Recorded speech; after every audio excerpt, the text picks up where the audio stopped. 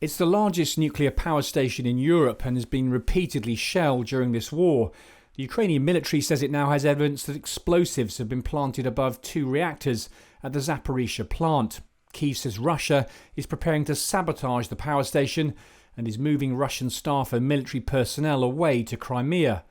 Hamish de Bretton-Gordon commanded the British Army's nuclear and chemical warfare regiment. He says the situation reflects how desperate Vladimir Putin has become.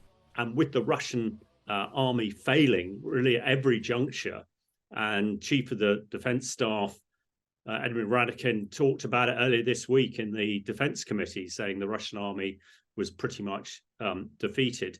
So you throw all that together and you could see why the Russians might try and use this as some sort of improvised nuclear device to halt the Ukrainian advance. Ukraine says the explosives have been planted on the roofs of 2 reactors. The plant is one of 4 nuclear power stations in Ukraine and was finished in the 90s. Its 6 reactors are protected by containment units built to withstand explosions. So the reinforced concrete above the reactors are designed to take an aeroplane crashing into them and artillery and missile strikes. That's exactly what they're designed for. So an explosive, even a large explosive, is not likely to infect the integrity of the reactor. Now, other reports that have come out of Ukraine intelligence and elsewhere is that the Russians have actually put explosives within the reactors. If they've done that, then that is a real concern. Some US senators want to see any Russian attack on the power plant declared an attack on NATO itself.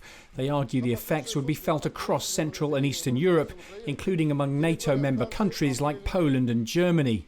The plant at Zaporizhzhia is twice the size of Chernobyl. Just a month ago, Russian forces blew up the Kakhovka Dam, causing an environmental disaster. So what would be the effect if they did the same at Zaporizhzhia? There are a number of assessments on Twitter and in the internet at the moment showing what we call the downwind hazard, where the contamination might go.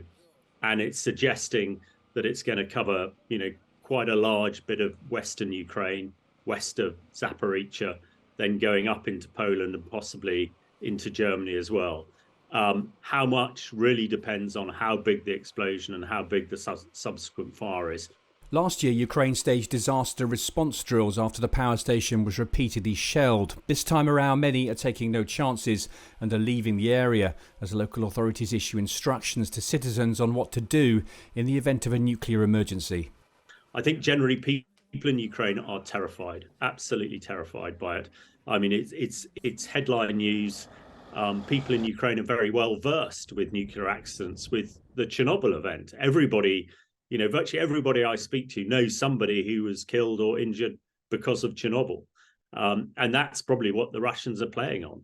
Russia has accused Kyiv of preparing its own false flag operation, but hasn't backed up the claim. The International Atomic Energy Agency says it's found no visible evidence to confirm Ukraine's claims about explosives, but it says it needs more access to the power station. For Ukrainians, memories of what Russia did at Kakhovka remain fresh.